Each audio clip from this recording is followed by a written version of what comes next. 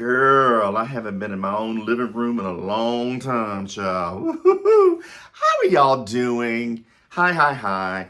I am actually recording this on Saturday evening. This is Derek here with yet another vlog clip. And this is probably going to be going up on Monday, this coming Monday. Don't ask me what the date is, child. I don't know. Going up Monday and probably going to be ready for viewing on Tuesday because, as promised, I am trying to stick to a not one but two video clips from moi per week. But I wanted to do this. Here I go. I'm going to say it. Quick vlog clip. You know how I am. Girl, you know how I am. I say quick and it's never quick. Quickly wanted to talk about the workplace. I actually just did another video about the same thing a second ago, but there was like a shadow in the background. May keep it, may not, may merge those two videos together. However, I see a shadow in the background. I love to have fun with my mistakes that I make on camera. Anyway, let's try to ignore it. I'm going to try to ignore it. And if I think it's really bad, I'll redo this clip. But you know how I go. I just roll with what is going on in real time. Before I go any further, I just want to say that those of you who are retired from working, I hate you. You just have no idea how lucky you are. Actually, you do know how lucky you are. Because you don't have to put up with the bureaucratic bull crap. Just going to jump to it real quick. I have never liked working for other people. Never, ever. And I think I realized this after I moved here to Atlanta when I was about 26, 27, that this isn't for me. It just is not for me. And of course, I discovered how much I love being creative, writing, acting, etc. Just to sort of say that. And I have worked for some horrific places with some horrific people. And I'm going to be a real bitch. I'm not going to mention any names. I'm going to be a real bitch. If you happen to see this, and speaking of those horrific places and horrific people, I'm probably talking about you.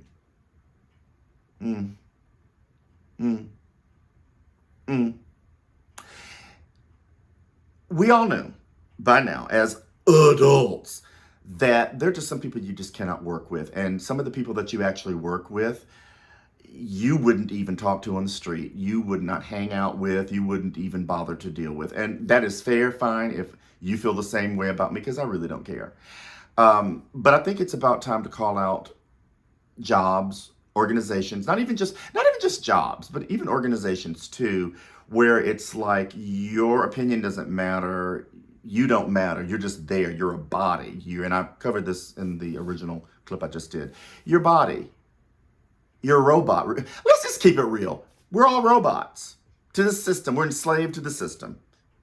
Now I really know what that means. I mean, I've always known what it means, but it's just like, I know I'm not the only one who feels that way. It's like the endless cycle of being an adult, which of course, if you've seen my adulting video, I love that video because it's the truth.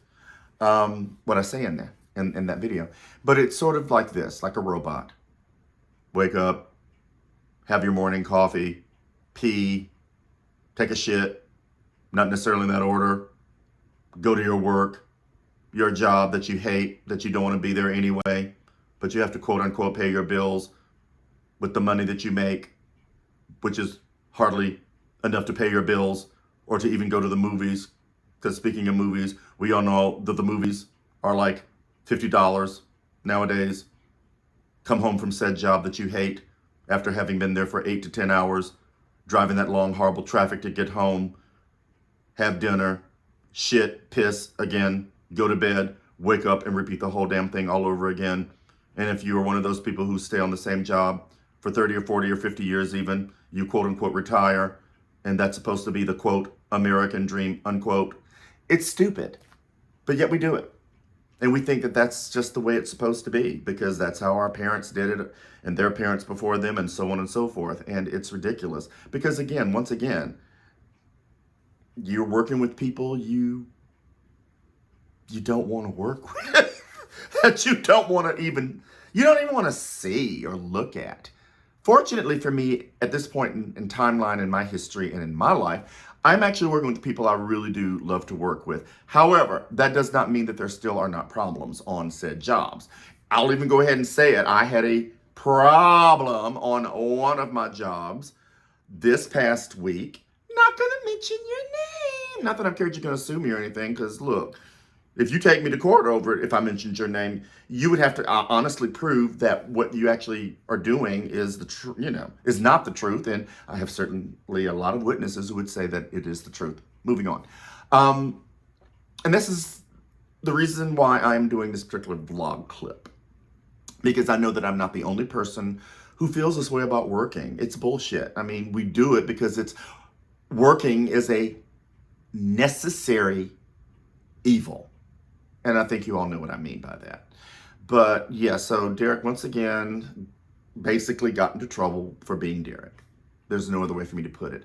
And before all of you start going, well, we all know you a crazy bitch anyway. No, actually, I was not. I was actually thinking that I was being a good person, doing well, and then even what I did was like, no, we don't like that here, kind of thing. Not going to go into any details. If you want to message me, I will be more than happy to name names and all of that, because I'm getting to a point, hold, let me back up. I've had a point where I have, you know what I'm trying to say, zero, you know what's left to give.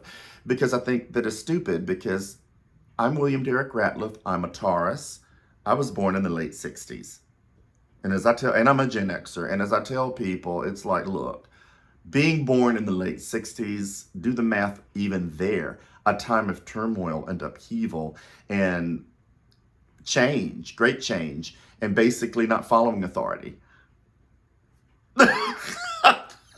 Let me just be blunt. I even had problems with authority way back in 1972 when I first started kindergarten. Ooh, get my age away. And I love to tell the story, or I should say, I'm always remembering, I don't know who this was, but I do remember this very specifically. And I guess it would have been, it was the first day of kindergarten. So the very first day I ever went to school. And this was in Anson County. Giving a shout out to Anson County. Yay! Waynesboro, North Carolina. You basically helped to ruin my life too. Kidding. Not really. Anyway, and I remember it was some lady. I don't know who she was. To this day, I don't know who she was. But I remember after my grandmother took me there and dropped me off, blah, blah, blah, because that's what my grandmother did. She would take me to school, I think from K through 6th grade, and gave the same speech of, well, if Derek acts up in class, you beat his behind. And after you beat his behind, you call me and let me know. And when he gets home, I'll beat it again. Very true. She did that. Love Costello. May she rest in peace until I get there. But anyway, again, I don't know who this woman was, but she told me to wait for her to take me to my classroom, which I think kindergarten, who was that? That was Miss Bass and Miss Stringer. Was it Miss Bass? Yeah, Miss Bass. I think. I have to look it up, girl, because that was a long time ago. I'm old now. And I went by myself. I didn't even listen to her. I did not wait for her. I went by myself because I knew where my classroom was, even at 5 years of age. I didn't need her to take me there. And I know that when she caught up with me, she kind of tried to fuss me out, saying, I told you to wait for me, blah, blah, blah. And so it's that whole thing of stranger danger, because at that point in time, I did not know who that woman was. She could have been trying to kidnap me and hold me for $1 million ransom, because we all know that the Ratliffs, at least these Ratliffs from Anson County, North Carolina, are wealthy. And so, honestly, ever since then, I think I've had a problem with authority. And I'm going to be mean, and I'm going to say it, from women.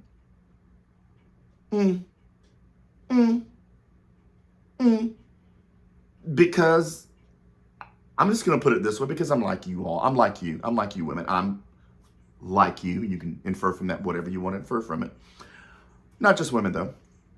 People in general. And I guess it's true what my grandmother and all of them always said about me, that Derek is hard-headed. I am hard-headed. Why should I listen to you? Really, why should I listen to you? Because you don't have my best interests at heart, and you're stupid. I don't mean to be mean. Actually, I do. How many times in my history have I listened to people and their advice and they got it wrong? And it messed with my life in some way. How many times? So you wonder why I'm a bitch. and why I'm like, it goes in one ear right out the other. You wonder why. I mean, I'm rambling. I know I'm rambling. Authority? When you can show me that you have everybody's best interests, can't even talk. When you can show me you have everybody's interests at heart, and I'm not just talking about, I'm talking everybody's, and that you are going to do well for and by the people, and I feel like that's kind of going in another direction with what I'm about to say, but I'm trying to keep it about jobs, then okay, I'll listen to you. And don't get me wrong, it's not like I go to work and just like create chaos or whatever, even though it's tempting sometimes, but I don't. But I can think of one place that I'm working now who does consider our thoughts and yes, feelings. The word feelings. I know people are so feelings, we're all their feelings. You know, but who basically look at us as people. Let me put it that way, and not just workers and employees.